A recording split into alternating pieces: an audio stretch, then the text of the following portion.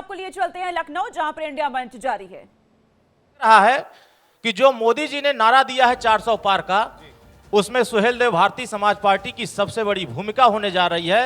उत्तर प्रदेश की 80 की 80 में पूर्वांचल की सभी सीटें एनडीए के खाते में जाने जा रही है। अब विपक्ष का उत्तर प्रदेश में कुछ ही सीटों पर अगर सब कुछ अच्छा रहा तो 80 की 80 में जाने से कोई रोकेगा नहीं। कुछ ही दिनों में स्पष्ट हो जाएगा। पूर्वांचल के जब नामांकन शुरू होंगे तो उसमें आपको पता चल जाएगा कि बीजेपी और एनडीए गठबंधन कहां खड़ा है और विपक्ष कहां खड़ा है। ये तो कह रहे हैं कांटे की टक्कर है। देखिए, वो जो लोग कह रहे हैं कांटे की टक्कर, वो हमको लगता है वो कांटे में खड़ा होकर के बोल रहे हैं। वो लोग कांटे में खड़े होकर के इस तरह से बोल रहे हैं क्योंकि धरातल पर नहीं जा रहे हैं। धरातल पर हम लोग जा रहे हैं, जनता के बीच में हम लोग जा रहे हैं। जनता के बीच में जिस तरीके से मोदी जी की योजनाएं चल रही हैं, जो लाभार्थी वर्ग है बड़े पैमाने पर एनडीए के साथ खड़ा होकर के उनके यहां कोई जाए चाहे ना जाए, वो एक तरफा यही कह रहे हैं कि जो हमारे विकास की चिंता कर रहा है, जो हमारे हकों की चिंता कर रहा है, जो हमारे हिस्सेदारी की चिंता कर रहा है, हम उसके साथ जाएंगे। जैसा कि माननीय ओम प्रकाश राजभर जी लगातार जनता के बीच में उनके नब्जों को पकड़ने की कोशिश करते हैं और गांव गांव जाकर के वो यह बात पता करते हैं कि जनता चाहती क्या है। जनता अपना शिक्षा चाहती है, जैसा कि एनडीए की सरकार शिक्षा के प्रति बहुत ही बेहतर तरीके से कार्य करने के लिए जनता के बीच में योजनाएं लेके आ रही है। चाहे वो महिलाओं के लिए हो, चाहे युवाओं के लिए हो, चाहे किसानों के लिए हो, हर वर्गों को ध्यान में रखते हुए जो जनता के बीच में काम हो रहे हैं, उस काम के आधार पर हम एनडीए के साथ हम लोग मिलकर के इस काम के आधार पर जीतने की गारंटी रखते हैं।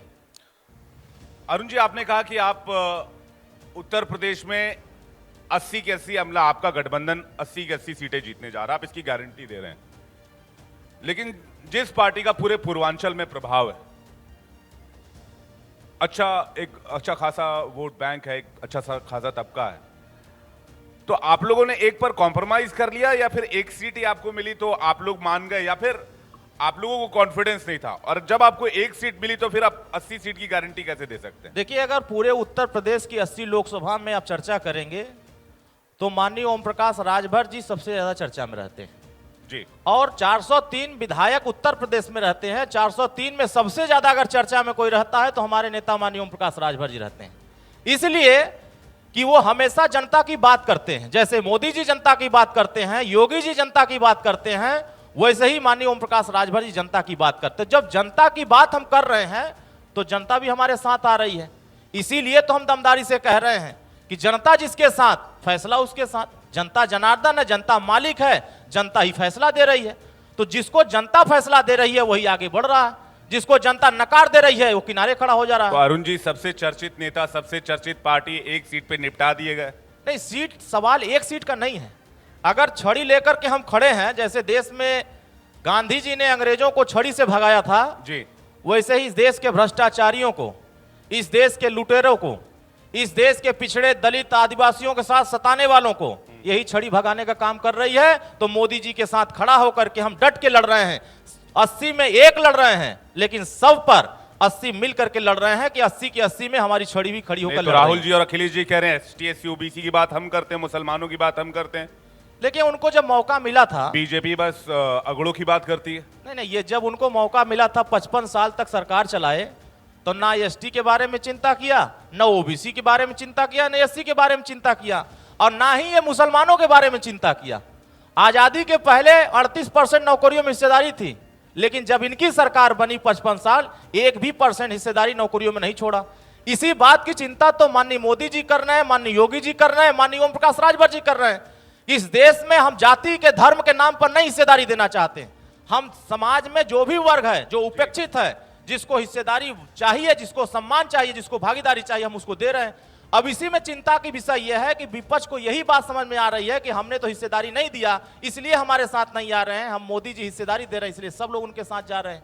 तो जब सभी लोग मोदी जी के साथ खड़े हैं तो मुझे लगता है कि पूरे देश में जो एक लहर चल रही है, सुनामी चल रही है, इस सुनामी अच्छे अच्छे लोग बह जा रहे हैं। प्रत्याशी, बड़े बड़े नेता फैसला नहीं कर पा रहे हैं कि हमको प्रत्याशी बनकर के मैदान में आना चाहिए कि नहीं आना चाहिए। कोई मैदान छोड़ के भाग रहा है तो कोई अपना क्षेत्र छोड़ के भाग रहा है। लड़ने को तैयार नहीं हो रहे हैं कि हम जनता के बीच में कैसे जा करके लड़ाई लड़ें।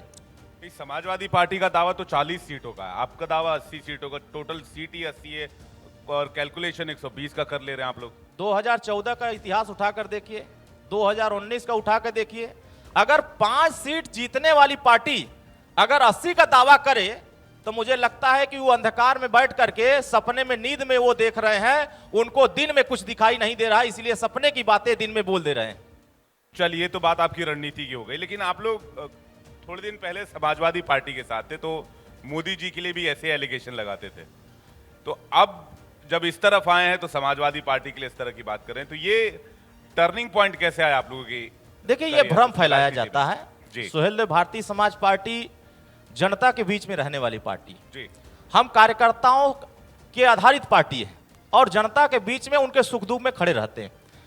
जनता ही जनार्दन होती है, जनता ही मालिक होती है। जिसके साथ जनता खड़ी होती है वही ताकतवर होता है। बहुत सारे दल ऐसे हैं जिनको कोई पूछ नहीं रहा, लेकिन सुहेलदेव भारतीय समाज पार्टी अपने जनता के बीच में जाकर के जो वजूद कायम किया है, आज उसी वजूद के दम पर 2017 का रिजल्ट उठा कर देखिए और 2022 का उठा के देखिए। जब हम उस गोल में थे तो वह गोल मजबूत था, जब हम इस गोल में आ गए तो यह गोल मजबूत हो गया। तो यही आंकड़ा अगर 2022 का उठाकर देखेंगे 2024 में, तो जो 8 सीटें 2019 में हम हारे थे, अब 2024 में वो 8 के 8 सीट जीत जाएंगे। नहीं तो उस गोल से इस गोला, मतलब उस गोला से इस गोला में कैसे आया? क्योंकि उस गोल के लोग देश में सकारात्मक राजनीति नहीं करते, अच्छा, ये नकारात्मक राजनीति करते हैं। इनका कोई एजेंडा नहीं होता है, कोई सिद्धांत नहीं होता है, ये सिर्फ कमरे में बैठ कर की योजना बनाते हैं, धरातल ले जाने की कोशिश नहीं करते। और ये खुद ही कमरे में ही हार स्वीकार कर लेते हैं। यहां तक कि समाजवादी पार्टी के जिम्मेदार नेता यहां तक भी कहते हैं कि लोकसभा में मोदी जी ही जीतेंगे, हमें बहुत मतलब नहीं है मेहनत करने की। जब पहले ही हार मान चुके हैं तो फिर ये दावा किस बात की कर रहे हैं? कहीं दावा नहीं, इनका दावा सिर्फ खोखला है। कहीं से भी यह कामयाबी की तरफ लड़ना नहीं चाहते, इसीलिए तो वहां कोई नहीं रहना चाहते। हम ही थोड़ी ना, ये सबको भगा देते हैं। उन्होंने हमें तलाक दिया, जैन जी की बात कर रहे हैं। इन्होंने हमको तलाक दिया, हमने कबूल कर लिया। इन्होंने जयंत जी को भगाया, इन्होंने पल्लवी पटेल जी को भगाया, इन्होंने केशवदेव मौर्य को भगाया। ये किसको किसको भगाए? ये सबको कहते हैं हम पीडीए हैं, लेकिन सब पीडीए वालों को भगा दिया। इनके पास कोई बचा नहीं है, इसीलिए कमरे में बैठ करके चिल्ला रहे हैं, सपने में देख रहे हैं कि सब जा रहा है, अब हमारे पास कुछ बच नहीं रहा। नारा ये लोग झूठ दे रहे हैं, ये बार बार ये झूठ परोस रहे हैं जनता के सामने कि आरक्षण खत्म हो जाएगा, बीजेपी आरक्षण खत्म कर देगी। हमें तो ऐसा लगता है कि 3 अक्टूबर 2013 के हाई कोर्ट के आदेश को अगर ये कहने वाले पढ़ लेते तो मुझे लगता है उनको ये समझ में आ जाता कि आरक्षण किसने खत्म किया, पिछड़ों को आरक्षण किसने नहीं दिया, दलितों को प्रमोशन में आरक्षण किसने खत्म किया। ये नकारात्मक जो बात कर रहे हैं, इनको पता चल जाता कि हमारी ही सरकार जो 2017 से पहले जो समाजवादी और बीएसपी की सरकार थी, इन दोनों लोगों ने दलितों को आरक्षण खत्म किया, पिछड़ों को आरक्षण खत्म किया, उनको लेने नहीं दिया। और 6 साल लगातार मोदी जी ने प्रयास किया, रोहिणी कमीशन का गठन किया, और रोहिणी कमीशन ने जो रिपोर्ट दिया कि 2447 ऐसी जातियां हैं जिसको राजनीतिक और शैक्षणिक स्थिति मजबूती का प्रदान नहीं हो पाया, राजनीति में भागीदारी नहीं हो पाई, शिक्षण संस्थानों में लाभ नहीं मिल पाया। अगर उसको लाभ दिलाने कोई प्रयास कर रहा है तो देश के प्रधानमंत्री मोदी जी कर रहे हैं। और ये जो विपक्ष के जो पिछड़े नेता हैं, ये संविधान नहीं खत्म हो रहा है, इनकी पार्टी खत्म हो रही है, इनके पार्टी के संविधान खत्म हो रहे हैं, इनके नेता खत्म हो रहे हैं। इसीलिए यह बात अपने तरफ इशारा कर रहे हैं, वो दूसरे तरफ इशारा नहीं कर रहे हैं, अपने लोगों को बचाने के लिए। ये लोग कहते हैं आरक्षण खत्म हो जाएगा, मोदी जी कहते हैं कि एसटी एससी ओबीसी का आरक्षण काट के मुसलमानों में बांटा जा रहा है। देखिए, धरती पर जब तक हम लोग रहेंगे, माननीय ओम प्रकाश राजभर जब तक रहेंगे, सुहेलदेव भारतीय समाज पार्टी जब तक रहेगी, ना कोई आरक्षण खत्म कर पाएगा, ना कोई संविधान खत्म कर पाएगा। अगर कोई मन में यह रखा होगा कि संविधान खत्म हो जाएगा, तो 2022 में भी यह बात हुई थी। याद होगा कि मंचों से कहा जाता था कि अगर इस बार आप लोग वोट देंगे नहीं हमको तो संविधान खत्म हो जाएगा। 2022 में भी संविधान खत्म नहीं हो पाया, अब बात हो रही 2024 में खत्म करने की। तो ये सिर्फ डरा करके अपने पाले में वोट लेने का एक तरीका है। वो जान रहे हैं कि हमारे पास कोई एजेंडा नहीं है, कोई हमारा सिद्धांत नहीं है, कोई हमारा विचार नहीं है। जिसके पास विचार और सिद्धांत नहीं होता है, उसके पास जनता जाने को तैयार नहीं होती। अच्छा, एक बात बताइए, आप लोग घोसी पे चलते हैं, आप लोग, ये तो आप लोग की रणनीति की बात रही। घोसी के चुनाव में आप लोग बाहरी बनाम घोसी के लोगों का मुद्दा इस बार बहुत गूंज रहा है, तो बाहरी कौन है घोसी में और वहां का कौन है? देखिए, ये कोई बड़ा मुद्दा नहीं है, ये देश का चुनाव हो रहा है। देश में सुरक्षा कैसे बने, 2014 से पहले इस देश के लोगों ने इस बात को बखूबी देखा कि हमारे देश में दंगा कितना होता था, हमारे देश में आतंकवादी हमला कितना होता था, हमारा देश कितना असुरक्षित था, हमारे देश में कितने लोग मारे जाते थे नाजायज तरीके से। लेकिन 2014 के बाद जो सुरक्षा का माहौल पैदा हुआ, जो आतंकवादी घटनाएं रुकी, जो उत्तर प्रदेश में कानून का राज स्थापित हुआ, ये सारी चीजों को अगर उठाकर आप देखेंगे तो घोसी लोकसभा क्षेत्र में मऊ जिला आता है, उठाकर देखिए उदाहरण, कितने दंगे होते थे। लेकिन आज वहां का मुसलमान भी कह रहा है कि हम अपने आप को इस सरकार में सुरक्षित महसूस कर रहे हैं, इसलिए हम घोसी के प्रत्याशी डॉक्टर अरविंद राजभर जी को छड़ी पर वोट देने जा रहे हैं। आप कल्पना कर सकते हैं कि अगर मुसलमान इस बात को सुरक्षित महसूस कर रहा है तो वो समाजवादी पार्टी को दर्द तो होगा, वो बीएसपी को दर्द होगा, वो कांग्रेस को दर्द होगा कि ये वोट जो हमारा था, अगर ये बीजेपी की बात करने लगा, अगर ये सुहेलदेव भारतीय समाज पार्टी की बात करने लगा, ये ओम प्रकाश राजभर जी की बात करने लगा, तो फिर मेरे साथ कौन आएगा? इसीलिए वो भ्रम फैला रहे हैं, बाहरी कुछ नहीं। 5 विधानसभा है, चाहे वो घोसी हो, मधुबन हो, मोहम्मदाबाद हो, रसड़ा हो और मऊ सदर हो, 5 विधानसभा उठाकर देखेंगे तो समाजवादी पार्टी के प्रत्याशी बाहरी हो जाएंगे और सुहेलदेव भारतीय समाज पार्टी एनडीए प्रत्याशी भीतरी हो जाएंगे और लोकसभा क्षेत्र के हो जाएंगे। क्योंकि जनता के बीच में रहने वाला, जो उनके सुख दुख में उनकी सेवा करने वाला, वो जनता चाहती है। हमारे प्रत्याशी उनके बीच में 24 घंटा रहते हैं और बाहरी जो है वो हैदराबाद रहते हैं। आपके कुछ बयानों की बात करते हैं, आपके बयान बड़ी चर्चा में रहते हैं, आप बड़े अपने बयानों के लिए भी जाने जाते हैं। आप कहते हैं सपा में एक शकुनी है। ये हमने नहीं कहा था। अच्छा, किसने कहा था? ये समाजवादी पार्टी के चाचा श्री शिवपाल यादव जी ने कहा था। अच्छा, कि समाजवादी पार्टी में कोई शकुनी है जो दीमक की तरह समाजवादी पार्टी को चाट रहा, और यही जब बाहर थे तो समाजवादी पार्टी को कहते थे कि समाजवादी पार्टी चोर उचक्कों की पार्टी, जमीन कब्जा करने वालों की पार्टी है, गुंडों की पार्टी है, और उनके नेता गरीबों को सताने वाले लोग हैं। और नेता जो बड़े हैं श्री अखिलेश यादव चापलूसों से घिरे हुए, और जैसे ही वहां गए आप देखिए उनके मंचों से यह आवाज आ रहा है कि समाजवादी पार्टी को हरा देना और बीजेपी को भारी बहुमत से जिता देना। ये हम तो नहीं कह रहे हैं, उन्हीं के नेता जुबान से उनके निकल आ रहा है। इसका मतलब जो पेट में चल रहा है वो जुबान पे आ जा रहा है, जो दिमाग में चल रहा है वो जुबान पे आ जा रहा है। मतलब ये बड़ी बात आप कह रहे हैं। आप कह रहे हैं समाजवादी पार्टी की रैली में जो भीड़ जा रही है वो बटन कमल का दबा के आ रही है। हमारे नेता ये बात बार बार कहते हैं कि समाजवादी पार्टी ही नहीं, विपक्ष के बहुत सारे ऐसे नेता हैं जो एनडीए गठबंधन को कुछ लोग हट के मदद कर रहे हैं, कुछ लोग सट के मदद कर रहे हैं, जिसका उदाहरण उत्तर प्रदेश के अन्य जिलों में देखने को मिला कि जो नेता कमरे में बंद करके बतिया रहे थे अब अपने वोटरों से बतियाने लगे कि अब हमको समाजवादी पार्टी को हराना है, इंडी गठबंधन को हराना है, एनडीए को जिताना है। आप देखिए बड़े बड़े नेता जो संविधान को खत्म करने की बात करते थे वो अपने यहां रामचरितमानस को जलवाते थे, वो अपने नेताओं को मना तक नहीं कर पाते थे, वो सनातन संस्कृति को अपमान करते थे, लेकिन कभी जुबान पर पार्टी के नेताओं का नाम नहीं आता था कि इनके ऊपर कार्रवाई हो। तो अखिलेश जी तो कहते हैं मैं प्रभु श्री राम के पद चिन्हों पे चलता हूं।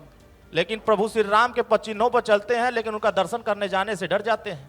वो जानते हैं कि वहां चले जाएंगे तो हमारा वोट खत्म हो जाएगा।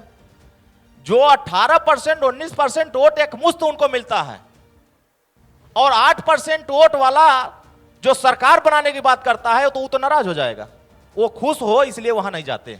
हम तो चाहते हैं कि 5 एकड़ जमीन तो मिला हुआ है उनको भी, वो भी कभी चल के सर्वे कर लें कि कहीं बनेगा कि नहीं बनेगा, कि चुनाव बाद जाएंगे सर्वे करने। अगर मंदिर नहीं जा रहे हैं भगवान राम का देखने तो एक 5 एकड़ जमीनिया जो हुआ जाके देख लेते तो कुछ काम बन जाता, वहां भी नहीं जा सकते।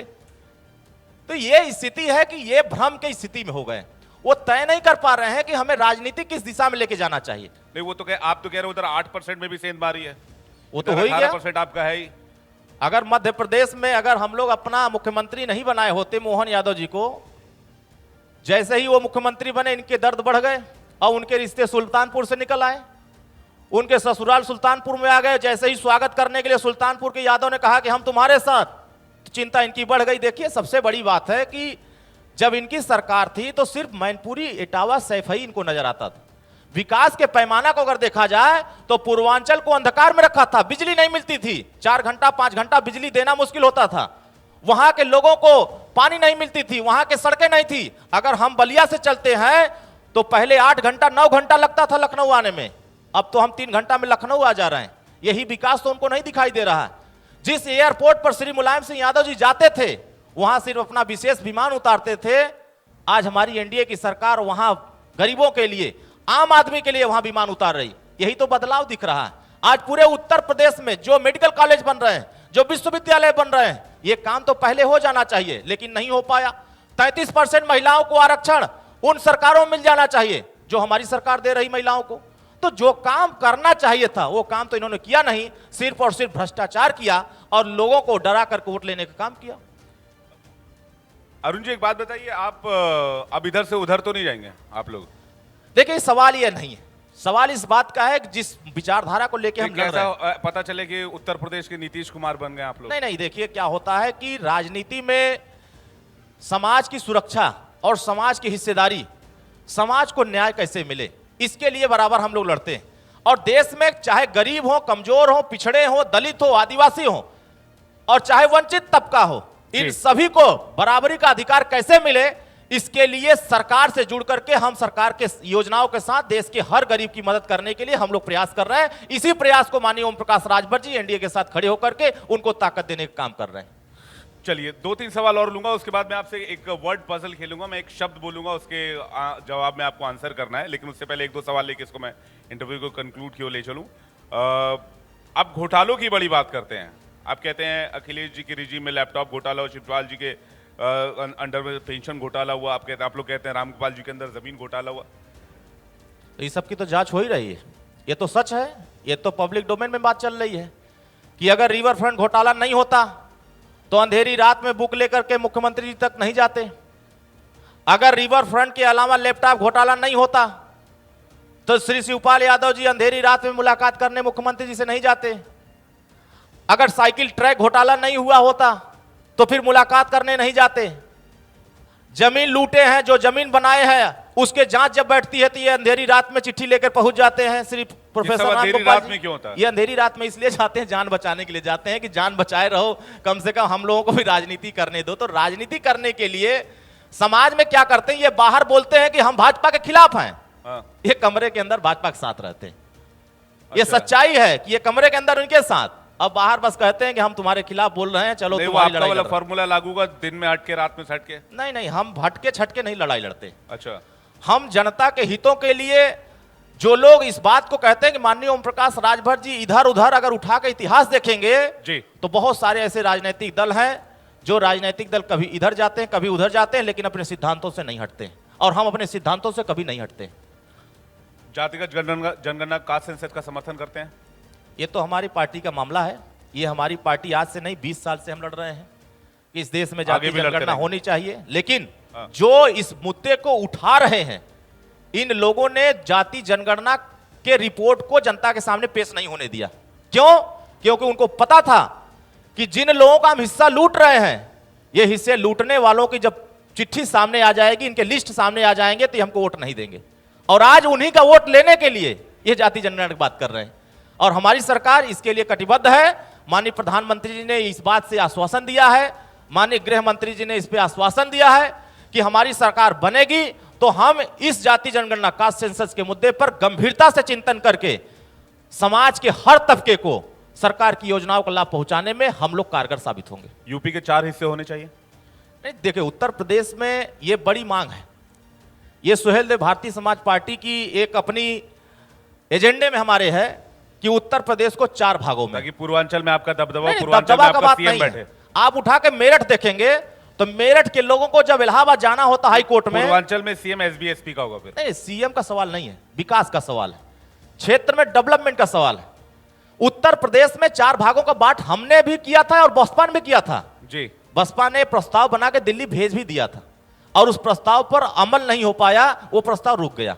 ये प्रस्ताव इसलिए बनाया गया था कि बहुत सारे ऐसे क्षेत्र हैं जो विकास से अभी अछूते हैं, उसको विकास के मुख्य धारा में जोड़ने के लिए अलग राज्य बनाना जरूरी है, हमारी पार्टी का मानना। 80 में से कितनी सीटें उत्तर प्रदेश में एनडीए को? सब कुछ ठीक रहा, हाँ। सब कुछ अच्छे से जैसे चल रहा है, अगर ये ऐसे चलता रहा तो 14 का रिकॉर्ड भी तोड़ देंगे। उससे ज्यादा रिकॉर्ड तोड़ेंगे। अगर 14 में जो हम लोग थे उससे ज्यादा, अगर हम लोगों का सब कुछ ठीक रहा जैसा चल रहा है जी। तो 80 के 80 जाने में कोई रोक नहीं पाएगा। हम रायबरेली अमेठी भी जीतेंगे, हम मैनपुरी कन्नौज भी जीतेंगे। अब मैं आपसे एक शब्द बोलूंगा, उस पर आपको अपनी राय या पार्टी की राय कहनी है। आरक्षण। आरक्षण तो समाज के उन तबकों को मिलना चाहिए जिन वर्गों को अब तक आरक्षण नहीं मिल पाया, और उसी की लड़ाई माननीय ओम प्रकाश राजभर लड़ते हैं कि जो सामाजिक न्याय समिति है जी। अगर इस रिपोर्ट को वास्तविक धरातल पर उतार दिया जाए तो तमाम ऐसे वंचित वर्ग हैं, तो तमाम ऐसे अति पिछड़े वर्ग हैं जिन वर्गों को उनको लाभ मिल जाएगा और वो सामाजिक ऊपर उठने लगेंगे, उनको राजनीतिक भागीदारी मिलने लगेगी। राम मंदिर। देखिए, भगवान राम आस्था के विषय है और हम सभी लोगों के आराध्य हैं, हम सभी लोग उनके आदर्शों को मानते हैं।